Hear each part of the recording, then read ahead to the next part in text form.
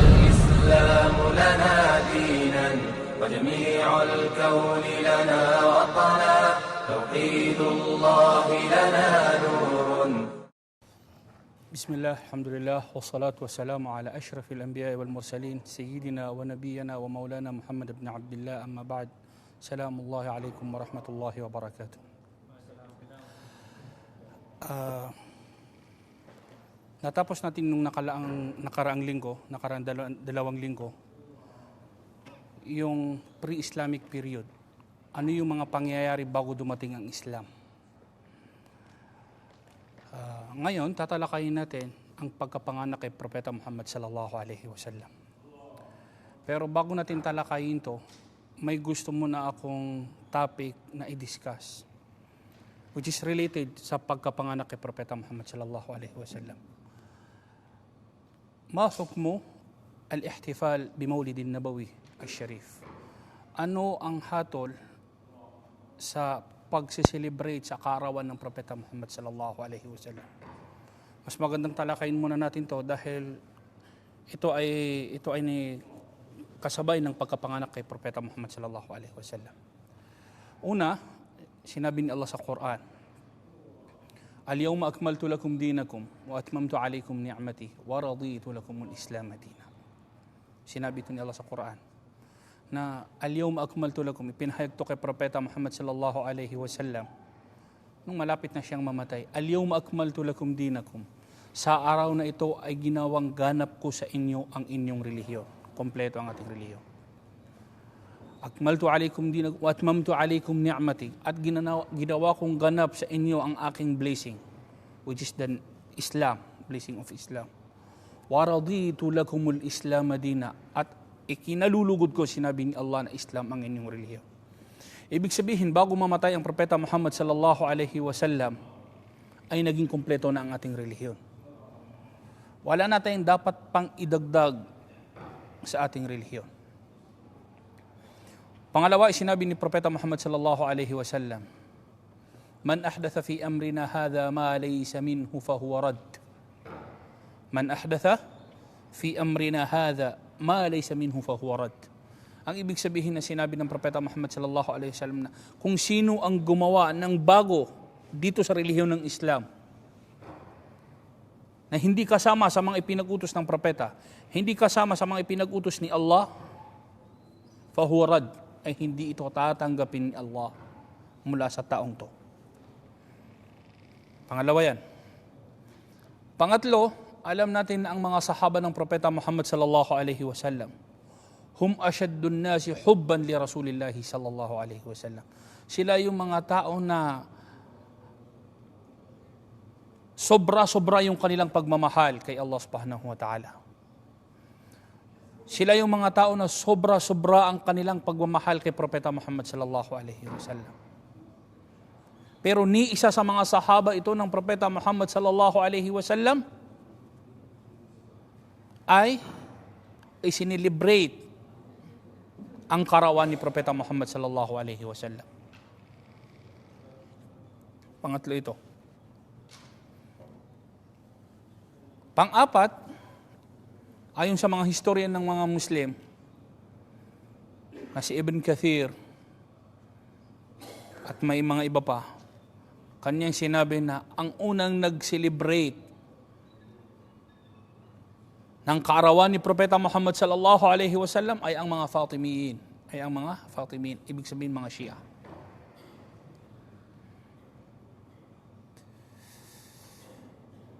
At ang kanilang ginawang dalil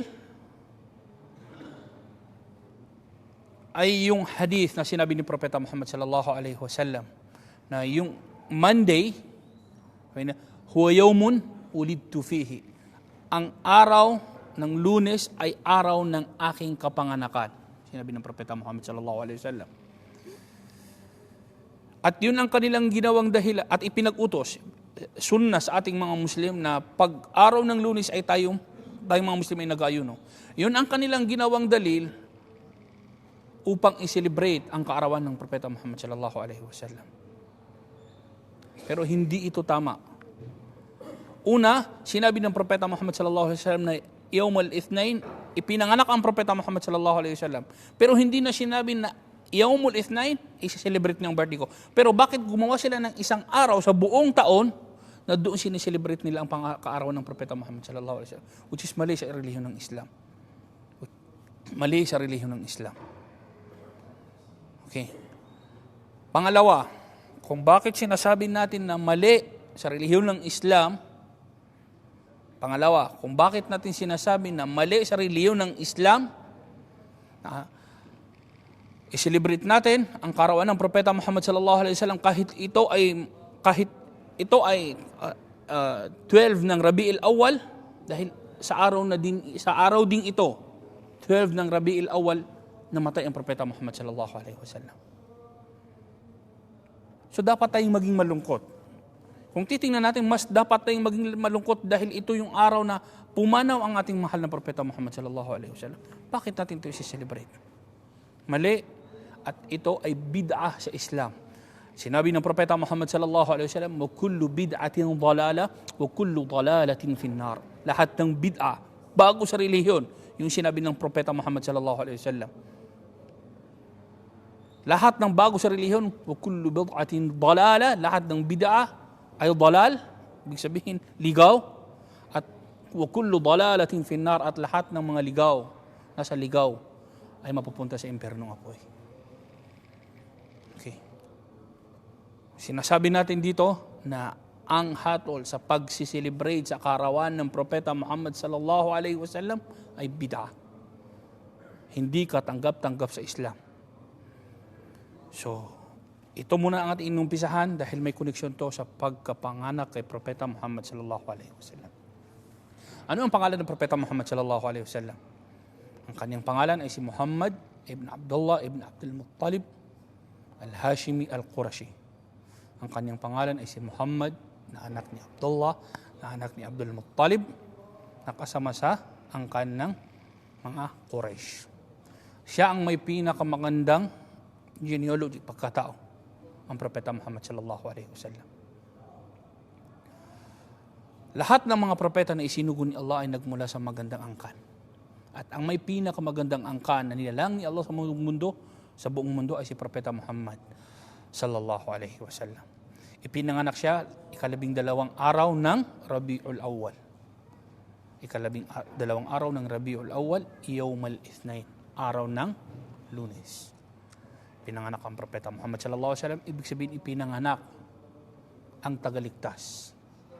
Siya ang magbibigay sa atin, siya ang magbibigay sa sangkatauhan ng mga pamamaraan upang mailigtas tayo sa tamang landas. Ito si Propeta Muhammad sallallahu alaihi wasallam. May nakalimutan tayo.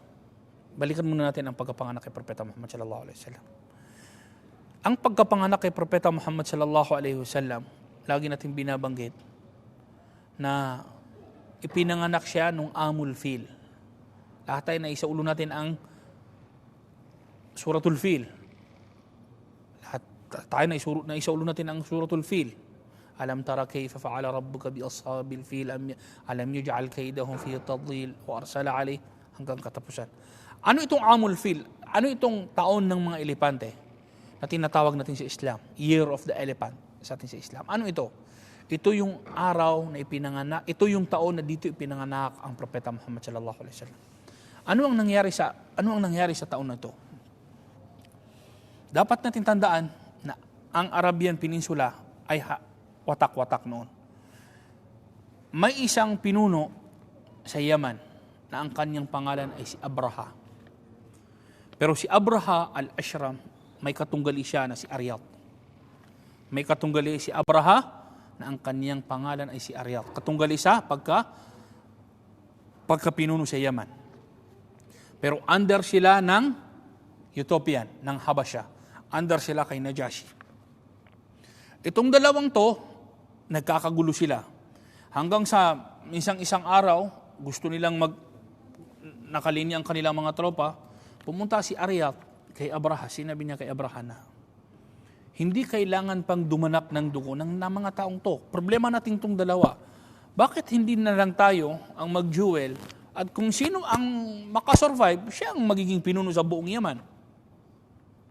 Siya ang magiging pinuno sa buong Yaman.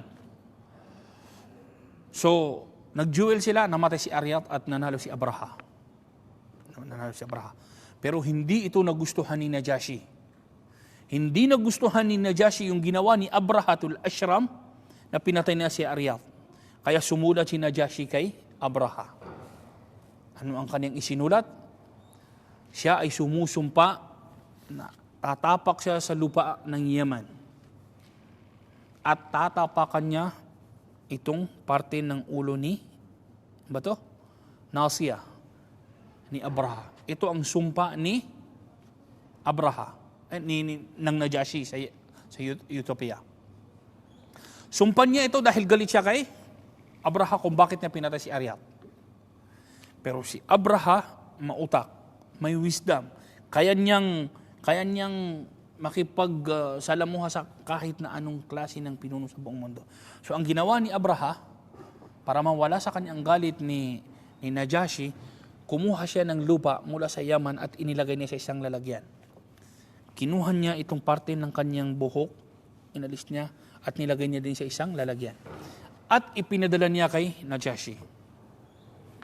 Utak niya. Sabi niya, tapakan mo ang lupang niya at nawala na ang iyong sumpa. Naisagawa mo ang iyong sumpa, natapakan mo ang lupa ng Yaman. At tapakan mo yung ibinigay ko sa iyo na Nasiyah at nagawa mo na rin ang iyong sumpa. Wisdom. Wisdom ito ni Abraha. Nung nakita ito ni Najashi, itong gusto ni Abraha, natuwa siya kay Abraha. Sabi niya, may utak tong leader na to. Hindi pwedeng alisin sa pagka-leader, pagka-pinuno ng Yemen. Tas may isa pang sulat si Abraha. Sinabi, sa abni laka mabna. Sabi niya, magpapatayo ako para sa iyo ng isang lugar na kung saan dito gagawin ng mga Arab ang Hajj. Si Najashi, isang Kristiyano. So natuwa. May isang gagawin na magandang lugar sa Yaman na kung saan ang lahat ng mga Arabo ay doon mag-Hajj. Doon mag-Hajj. Ginawa yun ni Abraha upang matuwa lamang si Najashi at hindi siya alisin sa pagkapinuno ng Yemen. Nagpatayo siya ng isang malaking lugar na gusto niya na doon mag-Hajj ang mga Arab. Nagalit ang mga Arabo. Nagalit ang lahat ng mga Arabo na kinikilala nila na may nag-isang Diyos na dapat sambahin at ang Kaaba lamang ang dapat na ginagawa ng tawaf. Nagalit sila. Kaya may mga Arabo na pumunta ng Yemen at yung ginawang kanisa, bahay, sambahan ni Abraha ay kanilang sinunog. Gumawa sila ng maliit na sunog dahil nang mga panahon na yon may malakas na hangin, lumaki ang sunog at nasunog yung bahay, sambahan na pinagawa ni Abraha. Nagalit si Abraha at sumumpa siya na pupunta sa Makkah at sisirain niya ang Kaaba. Pero hindi niya basta-basta kaya itong isagawa. Dahil alam niya na ang mga Arabo ay nagkakaisa. Kailangan niya ng malakas na mga sundalo. Kaya kumuha siya, ayon sa ibang mga historian, kumuha si Abraha ng 8, sa ibang historian, kumuha siya ng 12 fil, elepante. Yung mga elepante sa panahon na yun, bago sa mga Arabo, hindi pa sila nakakita ng elepante. So nakakita sila ng 12 elepante na ang lalaki, sinabi nila na wala pang tatalo kay Abraha. Pag alis na ng Yemen, hindi pa siya nakakaalis sa lupain ng Yemen, may mga Arabo nang nag-attempt na pigilan siya. Pero natalo sila ni Abraha. Pagdating niya ng Taif, may pinuno sa Taif, nag-attempt na pigilan si Abraha. Pero hindi niya nakayanan, natalo siya. Hanggang sa dumating siya sa Masrah. Dumating siya sa Masrah, isang lugar na malapit sa Makkah. Doon sila nag-stay. Sisirain na nila ang Kaaba, malapit na sila sa Kaaba. Ang ginawa ni Abraha, sinabi niya na papuntahin niyo sa akin, kumuha kayo ng representative, ang mga Quraysh, kumuha kayo ng representative, nakakausapin ko. Mga Arabo ganun eh. So dumating si Abdul Muttalib, representative ng mga Quraysh. Nung dumating si Abdul Muttalib, nakita ni Abraha, malaking tao, tapos may hitsura na ng isang pinuno. Kaya medyo nag-ihtiram si Abraha kay Abdul Muttalib. Bumaba sa kanyang kinauupuan at kinausap si Abraha. Tinanong niya si Abraha, sabi niya, ano ang inyong kailangan? Ano ang iyong kailangan? Sinabi ni Abraha na itong lugar na iyong nakuha, ang Masrah, ang pangalan ng lugar na yun ay Masrah. Sabi niya, itong Masrah na nakuha mo ay may 200 akong kamelyo sa lugar na ito, ibalik mo sa akin. Nadismayado ang Abraha. Ni Abraha, akala ko pinuno ito, tapos ang kanyang pinapangalagahan ay sariling interes. Ang gusto lamang niya is yung kanyang 200 kamelyo. Paano na yung kanyang lugar na sisirain ko? Sinabi ni Abraha na nung una kitang nakita, nag-ihtiram ako sa iyo. Pero nung nagsalita ka, naging normal kang tao para sa akin. Anong masasabi mo? Sinabi ni Abraha, ako ang may-ari sa 200 na kamelyo na ito. Yung hinihingi ko sa iyo, ako ang may-ari. At ang Kaaba na gusto mong sirain may Diyos. Kukunin ko ang sa akin, paprotektahan ko. Ang Kaaba, paprotektahan din ng kanyang Diyos na si Allah subhanahu wa ta'ala. Maraming daldal. Binigay sa kanya ni Abraham kanyang 200 na kamelyo. Umalis si Abdul Muttalib at nag-prepare si Abraham na pupunta na sa Kaaba. Sa tuwing tumatayo ang kamelyo, upang papuntahin niya sa Kaaba ang mga elepante, sa tuwing tumatayo ito at papupuntahin niya sa Kaaba, hindi naglalakad ang mga elepante.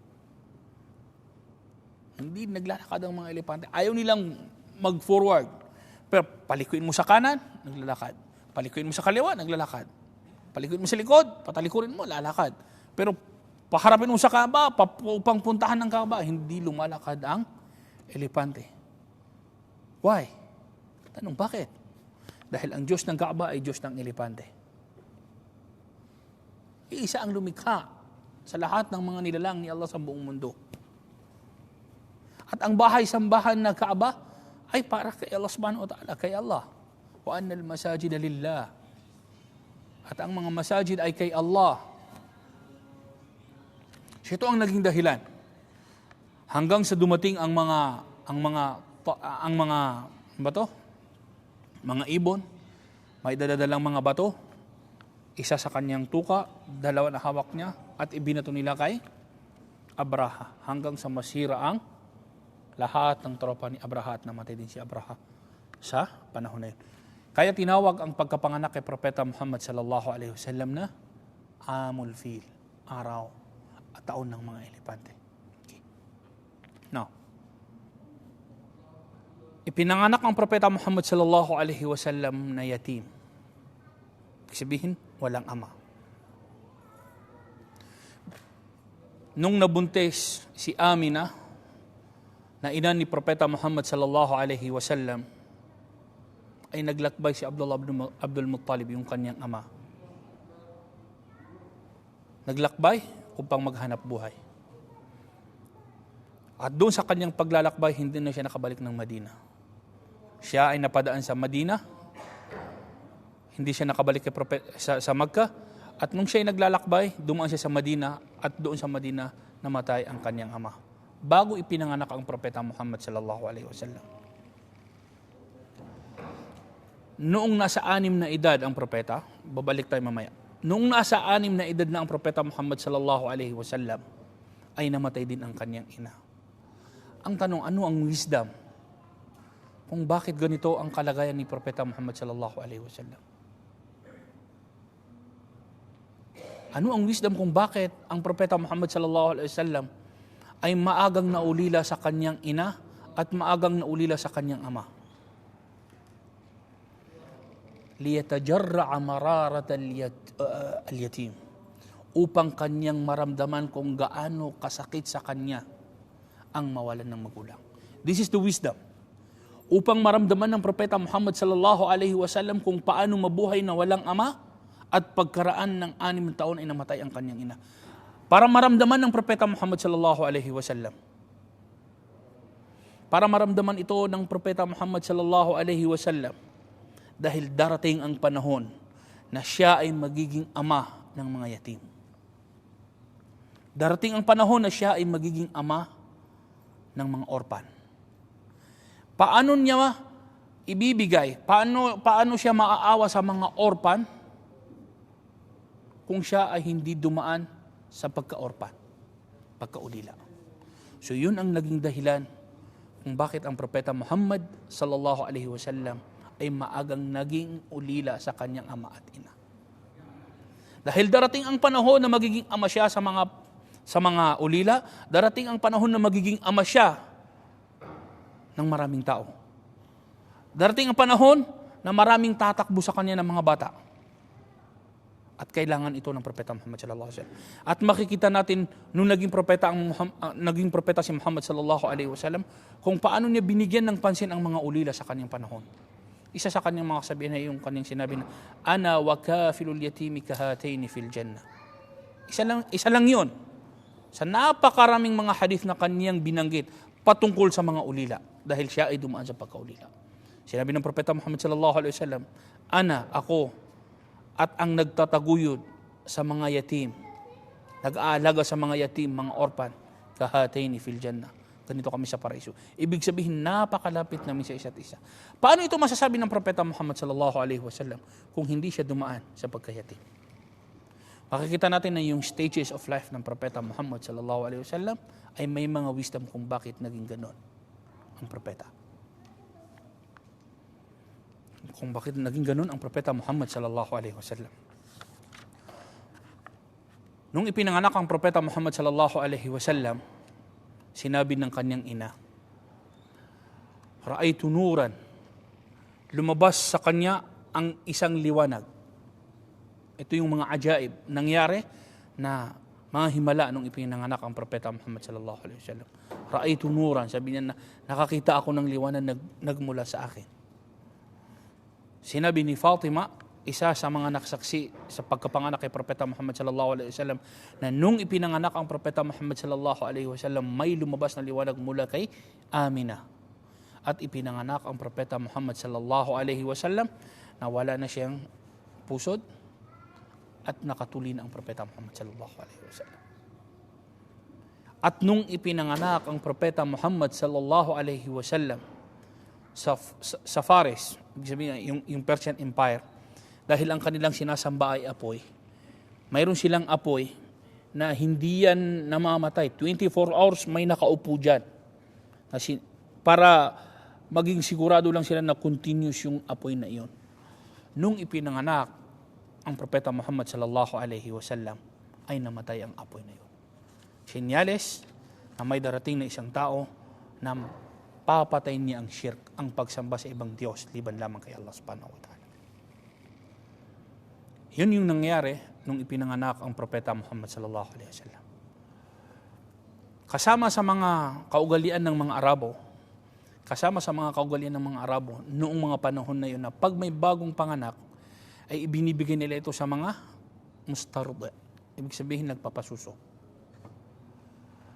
Inilalayo nila ang bata sa syudad at pinapalaki nila sa mga malayong lugar mula sa syudad upang maging fasih, upang maging maganda ang kanyang lingwahe, upang lumaki na matigas ang kanyang katawan, upang ilayo sa mga sakit na nasa mga syudad.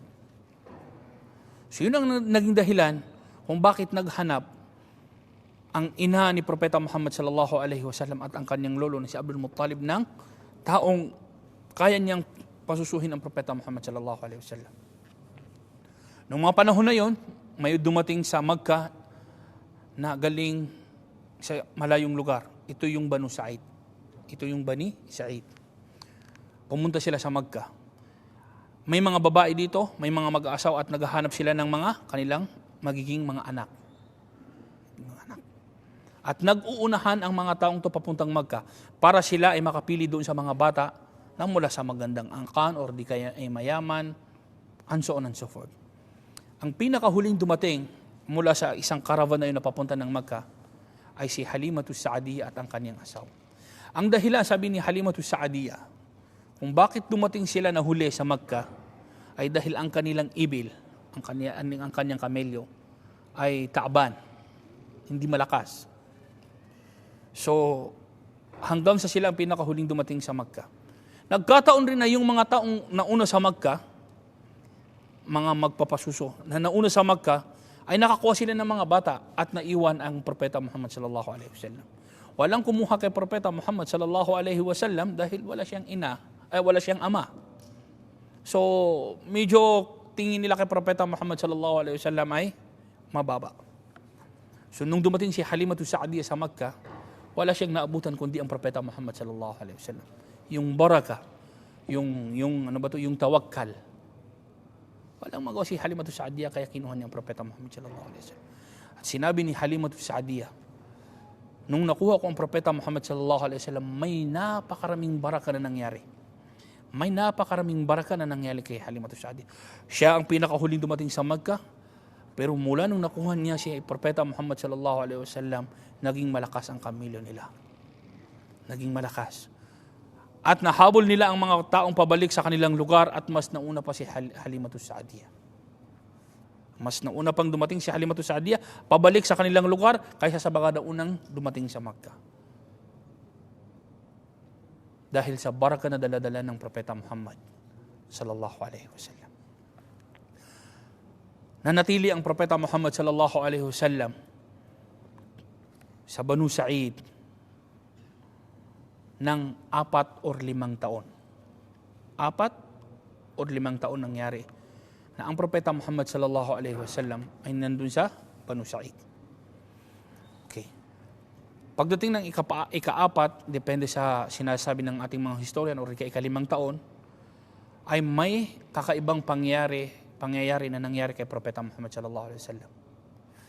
Habang naglalaro ang Propeta Muhammad sallallahu alaihi wasallam, siya at ang mga bata ay may dumating na isang lalaki. Kinuha niya ang Propeta Muhammad sallallahu alaihi wasallam, kanyang inihiga at binyak niya ang dibdib ng Propeta Muhammad sallallahu alaihi wasallam. Inilabas niya ang puso ng Propeta Muhammad sallallahu alaihi wasallam, may dala-dala siyang timba na gawa sa zahab, gold. At may nakalagay doon na Zamzam. Nung inilabas niya ang timba, ang puso ng Propeta Muhammad sallallahu alaihi wasallam, may kinuha siya doon na maliit. At sinabi ng taong to na, hada hadhu shaytani mink. Ito yung shaytan, ito yung pwesto ng shaytan sa iyong puso. Inalis niya tapos sinugasan niya ito ng ma'u Zamzam, tubig ng Zamzam. Habang nangyayari ang pangyayaring yun, ang mga bata nung nakita nila si Propeta Muhammad sallallahu alaihi wasallam na nakahiga at may bumiyak sa kanyang dibdib, nagsitakbuhan sila at nagsumbong sila kay Halimatu Sa'diyah na may pumatay kay Propeta Muhammad, may pumatay kay Muhammad. May pumatay kay Muhammad. Kinuwento nila kay Halimatu Sa'diyah na may nakita sila, kinuha ang propeta, pinahiga at binyak ang dibdib. Natakot si Halima dahil alam niya na ang Propeta Muhammad sallallahu alaihi wasallam ay galing sa malaking angkan sa Makkah. Kahit na ito ay walang kayamanan, namatay ang kanyang ama, pero galing to sa malaking angkan. Hindi basta-bastang bata ang propeta, si Muhammad. Kaya dali-dali siyang bumalik at nakita niya na ang Propeta Muhammad sallallahu alaihi wasallam nakaupo na palang tulala. Ang dali siya. Nung nakita ito ni Halimatu Sa'diyah, natakot siya at kinuha niya ang Propeta Muhammad sallallahu alaihi wasallam at ibinalik niya sa Makkah. Now, ito yung mga nangyari kay Propeta Muhammad sallallahu alaihi wasallam. Naging fasih ang kanyang salita. Ibig sabihin, naging fluent ang kanyang salitang Arabo. Naging malakas ang kanyang katawan. Nailayo siya sa mga sakit na laganap sa syudad. Hanggang sa nung bumalik ang Propeta Muhammad sallallahu alaihi wasallam, naisip ng kanyang ina na bisitahin nila ang Madina. Ang pangalan pa ng Madina is Yathrib. Wala pang Madinatul Nabawiyah, wala pang Madinatul Munawwara. Ang pangalan nun ng Madina is Yathrib. Naisipan ni Amina na bisitahin nila ni Propet ng kanyang anak na si Muhammad ang Madina, ang Yathrib, upang makilala rin ng Propeta Muhammad sallallahu alaihi wasallam ang kanyang mga kamag-anak ng mga Banu Najjar sa Madina. Pumunta sila sa Madina. Pagdating nila sa Madina, nakita ng Propeta Muhammad sallallahu alaihi wasallam ang libingan ng kanyang ama dahil doon namatay ang kanyang ama. Nakilala ng Propeta Muhammad sallallahu alaihi wasallam ang kanyang mga kamag-anak ng mga Banu Najjar.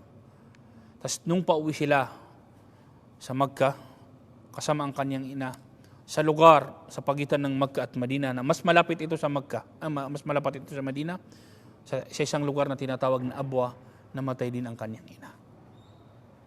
So at the age of 6, sa edad na 6 na taon, namatay ang ina ng Propeta Muhammad. So completely orphan ang Propeta Muhammad. Walang ina at walang ama. Balikan natin kung bakit ganun. Liyatajarra amararat al-yatim. Para maramdaman ng Propeta Muhammad sallallahu alaihi wasallam kung gaano kasakit na mawalan ng ama. Mula nung ipinanganak ang Propeta, wala siyang nakitang ama. Pagdating ng 6 na taon, namatay ang kanyang ina. Para maramdaman niya ito, dahil darating ang panahon. Inuulit natin ha. Darating ang panahon, magiging ama siya ng mga yatim. Magiging ama siya ng mga yatim, ng mga bata na mga walang ama. At sa ganung paraan, maipapakita ng propeta ang pagmamahal niya sa kanya, sa mga yatim. Now, nung namatay ang ina ng Propeta Muhammad sallallahu alaihi wasallam, napunta ang Propeta Muhammad sallallahu alaihi wasallam sa kanyang lolo na si Abdul Muttalib. So lumipat na naman ang Propeta Muhammad sallallahu alaihi wasallam kay Abdul Muttalib. Si Abdul Muttalib ay isa sa mga pinuno sa Makkah. Isa sa mga kinikilalang pinuno sa buong Makkah. Okay. Pagkatapos nun, ang naging trabaho ng Propeta Muhammad sallallahu alaihi wasallam nung siya ay bata pa ay ra'iyul ghanam. Ra'i al-ghanam. Ibig sabihin, tinitingnan niya ang mga kambing. Namamastol ang Propeta Muhammad sallallahu alaihi wasallam.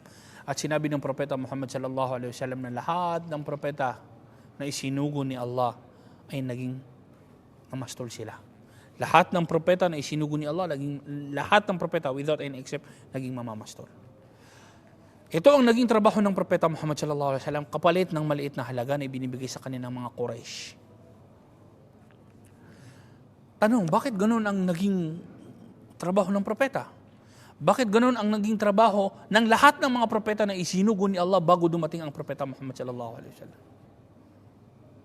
Bakit naging ganun sila? No.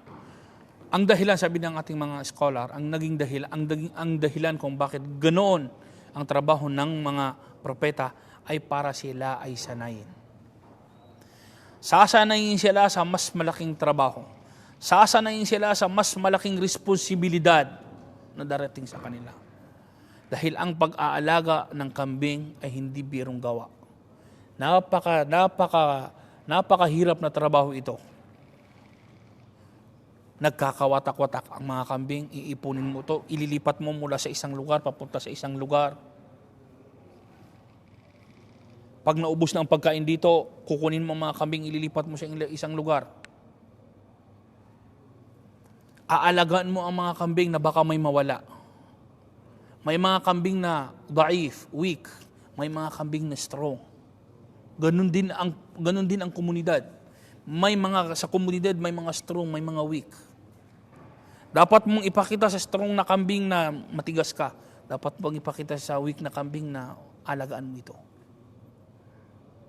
Maraming natutunan ng Propeta Muhammad sallallahu alaihi wasallam sa pag-aalaga ng kambing. Aalagaan mo ang kambing dahil may mga kaaway itong darating. Kakainin ang kambing. May mga magnanakaw na darating, kukunin ang kambing. Ito ang trabaho ng Propeta Muhammad sallallahu alaihi wasallam sa murang edad. Bakit? Dahil sinanay siya ni Allah subhanahu wa ta'ala sa mas malaking responsibilidad na darating sa kanya.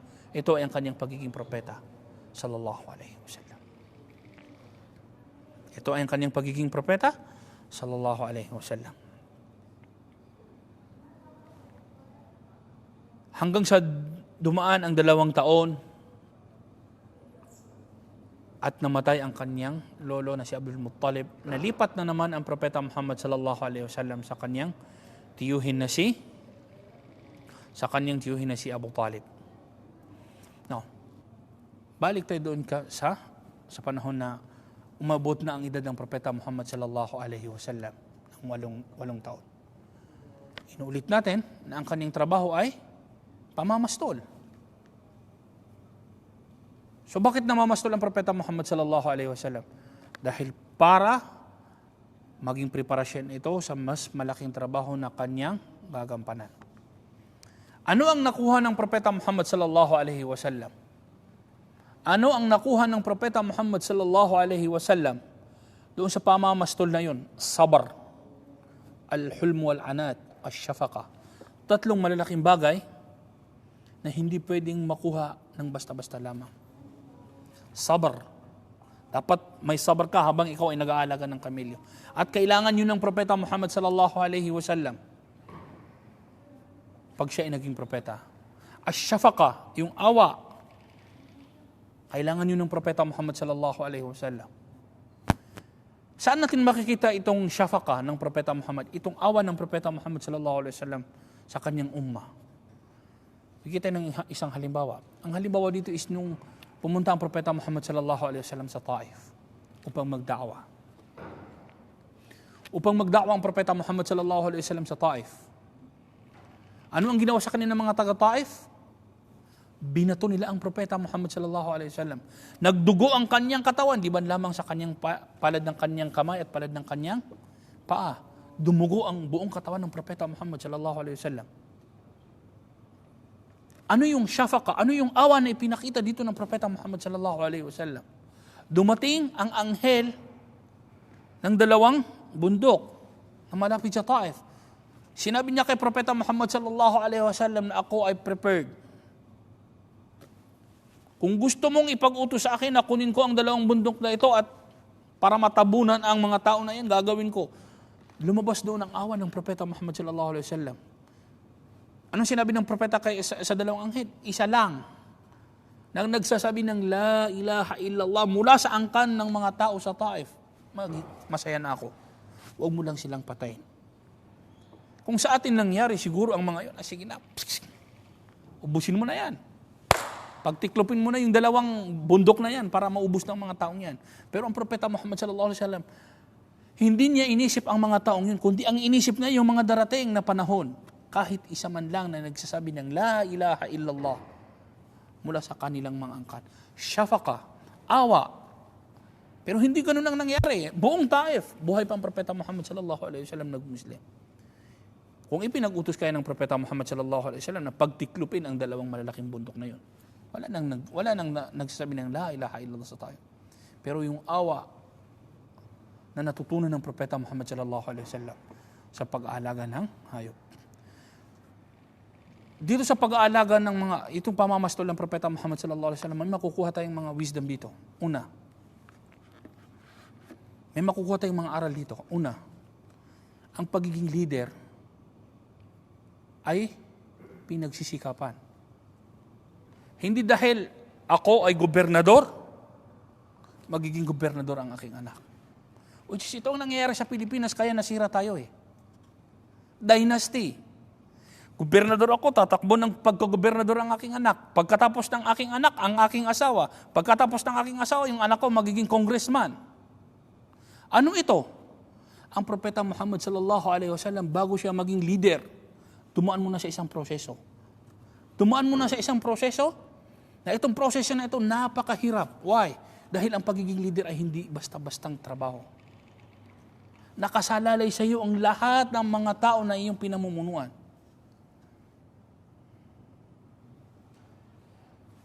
Subhanallah. At ito yung wala sa mga pinuno natin sa ngayon. Ito yung wala sa ating mga pinuno sa ngayon na itinuturo ng Islam na dapat ang pinuno, bago maging pinuno, dadaan sa proseso. Pa-konti-konti. Kung ikaw ay isang militar, bago ka maging full star general o bago ka maging AFP, Chief of Staff, dadaan ka muna sa lieutenant. Tataas ka ng tataas hanggang sa mabut mo yun. Yun ang leader. Pero sa atin sa Pilipinas, hindi ganun ang nangyayari. mayor ako, ang aking anak magiging mayor. Pagkatapos ng aking anak, babalik sa akin ang pagka-mayor. Pagkatapos ko, yung aking asawa. Subhanallah. Ito ay hindi Islam. Ang nakikita natin, nagiging wirath. Akin yan. Akin yung pagiging leader, akin yan. Dapat pinag-aaralan to. Dapat pinagsisikapan to. Okay? Ano ang sinabi ni Allah sa Quran regarding leadership? Inna khayra man ista'jarta al-qawiyyul amin. Ang pinakamagandang maging alipin na nagsisilbi sa taong bayan, qawiyyul amin, malakas at mapagkakatiwalaan. Inna khayra man ista'jarta al-qawiyyul amin. Ang pinakamagandang maging alipin ng mga tao, ibig sabihin siya ang mamamahala sa mga tao, al-qawi, malakas. Malakas ang kaniyang pananampalataya kay Allah. Ito ang pinakauna.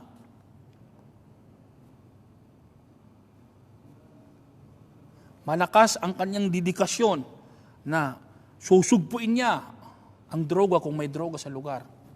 Kung may krimen, gusto niyang masusugpo niya ang krimen. Dedication. Amin, mapagkakatiwalaan. Dahil ang pera darating sa kanya ng milyon-milyon. Kung hindi mapagkakatiwalaan, pwedeng mabulag ng pera ang kanyang paningin. At hindi na niya makikita ang kanyang mga... At ito ang nangyayari sa atin sa Pilipinas. Allahul musta'an. Ito ang tinuturo ng Islam. Na pinadaan mo na ang Propeta Muhammad sallallahu alaihi wasallam sa isang proseso na dapat yung proseso na ito ay siyang magiging dahilan upang siya ay magiging magandang pinuno. Of course, dahil siya ay magiging propeta sallallahu alaihi wasallam. Okay. Hanggang sa dumating ang mga panahon na nung nag-aalaga na ang propeta Muhammad sallallahu alaihi wasallam ng tupa at lumalaki na ang propeta Muhammad sallallahu alaihi wasallam, naisipan ng kanyang tiyuhin na si Abu Talib na isama na lang ang propeta Muhammad sallallahu alaihi wasallam sa isang paglalakbay. Itatrain na naman ng isa pang trabaho ang propeta, business. Itatrain na dapat kang maging matutong businessman. Kinuha siya ng kanyang tiyuhin sa murang edad pa upang mamulat na ito pala ang mundo. May trade. Kaya kinuha siya ng kanyang tiyuhin upang dalhin siya Sham. Okay. At itong rehla na ito ay binanggit ni Allah sa Quran. Liila fi Quraysh, ila fihim rehlat ash-shita'i was-sayf.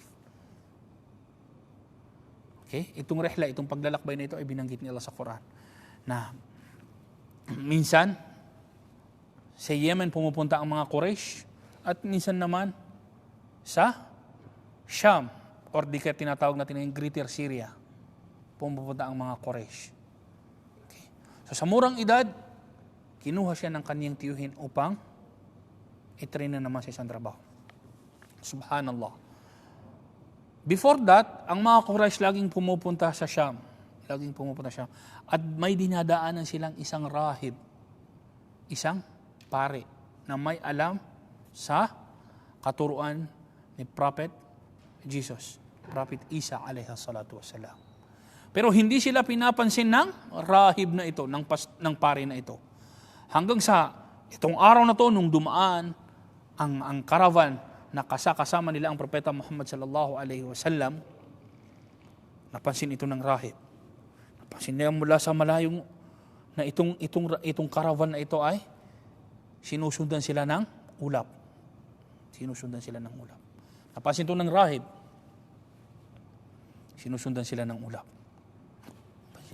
Nung umupo siya sa lugar, at yung kahoy sa lugar na yun ay bumaba, parang bumaba, at naging shade ng caravan na ito. At alam niya na may kasama doon na magiging propeta dahil may alam siya sa Taurat at saka sa Injil. So kung nakita ito ng rahib, nakita ito ng pare, ipinag-utos niya na magluto sila ng maraming pagkain. Tapos pinatawag niya ang mga Arabong to na kasama nila ang Propeta Muhammad sallallahu alaihi wasallam na gusto nila siya pakainin. Napansin ng isa sa mga traveler na kasama ng Propeta Muhammad sallallahu alaihi wasallam, ang ginawa ng rahib na ito, ng pare na ito, at kanyang tinanong siya, ma sya'nuk, anong gusto mo? Anong nangyayari sa'yo? Dumaraan kami rito lagi-lagi, pero ngayon mo lang kami pinakain. May iba, may gusto ka sa amin. Sabi niya, naam. At liban pa doon, bisita ko kayo. Ibig sabihin, naging malambot na ang puso ng pare na ito sa kanila. Noong una, hindi niya sila kiniklaim na bisita. Ngayon, bisita ko na kayo. So, tinawag niya ang lahat ng mga nasa caravan, bata, matanda, alipin, hindi alipin, na papuntahin doon sa isang lugar at doon sila kakain. Lahat sila pumunta, liban lamang kay Propeta Muhammad sallallahu alaihi wasallam dahil bata. Iniwan nila ang propeta sa labas, doon sa kanilang mga amti'a, doon sa kanilang mga baggage, mga dala-dala nila. So, lumabas ang Buhaira, rahib, at may hinahanap siya pero hindi niya makita. Tinanong niya ang mga tao. Sabi niya, may naiwan pa bang iba? Sabi niya, may naiwan isang bata. Bata, sa labas. Tinitingnan niya yung aming mga dala-dala. Hindi, papasukin niyo rin. Nung pumasok ang Propeta Muhammad sallallahu alaihi wasallam, agad napansin ni rahib, ng pare, na ito yung kanyang hinahanap. Ito yung kanyang hinahanap. Nakita niya, ang Propeta Muhammad sallallahu alaihi wasallam ay kanyang kinausap. Unang sinabi niya, dahil narinig din sa mga Arabo, Billati wal Uzza. Ibig sabihin, nagsumusumpa sila kay Lat, kay Uzza. So, sinabi niya kay Propeta Muhammad sallallahu alaihi wasallam, Billati wal Uzza. Sabihin mo sa akin yung sagot sa mga gusto kong itanong sa iyo. So, ano ang sinabi ng Propeta Muhammad sallallahu alaihi wasallam? Hindi ko kinikilala ang Lat, ang Uzza bilang mga Diyos. Sinabi niya yon. Sabi ng Propeta, hindi ko kinikilala si Lat at saka si Uzza bilang aking mga Diyos. So bakit ka sumusumpa sa Lat at Uzza? Ginawa yun ng pare dahil narinig niya sa mga Arabo. Pero originally Christian siya. Originally nasa relihiyon siya na kung saan ito yung relihiyon ni Jesucristo, ni Prophet Isa alayhi salatu wassalam. May kaalaman siya sa mga sinaunang aklat. Kaya sinabi niya, Billah, sabihin mo sa akin, ako ay sumusumpa kay Allah. Sabihin mo sa akin yung mga sagot sa gusto kong itanong sa iyo. Marami siyang tinanong kay Propeta Muhammad sallallahu alaihi wasallam. At hanggang sa pumunta siya sa likuran ng Propeta Muhammad sallallahu alaihi wasallam at nakita niya yung khatamun nubuwa sa likuran ng Propeta Muhammad sallallahu alaihi wasallam, sa likod ng propeta. Nung nakita niya ang khatamun nubuwa, sinabi niya kay Abu Talib, ano ang relasyon mo sa batang to? Sinabi niya, Abu Talib, huwa ibni, ni aking anak. Sabi niya, walang ama ang batang to. Dahil sa mga sinaunang aklat, alam nila na ang darating na propeta ay walang ama. Sabi niya, walang ama ang batang ito. Sinabi ni Abu Talib, huwa ibnu akhi, anak siya ng aking kapatid. Anak siya ng aking kapatid. So anong ipinag-utos sa kanya ng rahib ng pare niya? Kunin mo ang batang to at iuwi mo sa Makkah. Dahil pag nalaman ng mga Hudyo na itong batang to, ito ang darating na propeta, dahil alam na niya na ito ang darating na propeta. Yung mga palatandaan na alam niya patungkol sa darating na propeta na ayon kay Propeta Muhammad sallallahu alaihi wasallam, sinabi niya kay Abu Talib na dahil pag nalaman ng mga Hudyo na ang batang to ang siyang darating na propeta, kakatay nila, papatay nilang batang to. Iyon mo na to. Iyon mo na ang batang to. Ito ang nangyari sa unang paglalakbay ng Propeta Muhammad sallallahu alaihi wasallam. Ito ang unang nangyari sa paglalakbay ng Propeta Muhammad sallallahu alaihi wasallam. Hanggang sa bumalik ang Propeta Muhammad sallallahu alaihi wasallam sa Makkah at bumalik sa kanyang trabaho. Pag-aalaga ng kambing, pamamastol. Nakilala ang Propeta Muhammad sallallahu alaihi wasallam sa Makkah sa pangapanahon na iyon ng Al-Amin, mapagkakatiwalaan. Okay. Lumabas na ang isa sa mga katangian ng Propeta Muhammad sallallahu alaihi wasallam. Katangian ng isang magiging pinuno. Na dapat ang pinuno ay mapagkakatiwalaan ng maraming bagay. mapagkakatiwalaan siya, nagagawin niya ang mga nararapat na dapat niyang gawin upang maging maganda ang kanyang mga pamumunuan. So lumabas na ang kanyang pagiging al-amin. Lumabas na si Propeta Muhammad sallallahu alaihi wasallam ay mapagkakatiwalaan. Okay. Hanggang sa na-train na ang Propeta Muhammad sallallahu alaihi wasallam sa pamamastol, nakuhanan niya ang mga katangian na sabr, al-hilm, al-anad, al-shafaqa. Kinausap siya ni Khadija nung mabot ang kanyang edad ng 25. Dahil sa lumaganap na ang kanyang pagiging al-amin, kinausap na siya ni Khadija. Kinausap na siya ni Khadija na kung pwede sana, ipagkatiwala ko sa iyo ang aking caravan na ikaw ang mamuno. Dalhin mo siya Sham at ibalik mo sa akin. So si Khadija, sa edad na yon ay 40. Ipinagkatiwala niya kay Propeta Muhammad sallallahu alaihi wasallam ang kanyang kayamanan. Nag-travel ang Propeta Muhammad sallallahu alaihi wasallam at bumalik sa Makkah. At naging asawa niya naging dahilan upang maging asawa niya si Khadija. At itong pagta-travel na ito ng Propeta Muhammad sallallahu alaihi wasallam, itong paglalakbay na ito ng Propeta Muhammad sallallahu alaihi wasallam sa Syria, kanyang pangalawang paglalakbay sa Syria, ang ating tatalakayin sa susunod nating pagkikita. Subhanakallahumma bihamdika asyhadu an la ilaha illa anta astaghfiruka wa atubu ilaik. Wassalamu alaikum warahmatullahi wabarakatuh. الإسلام لنا دينا وجميع الكون لنا وطنا توحيد الله لنا نور أعددنا الروح له سكنا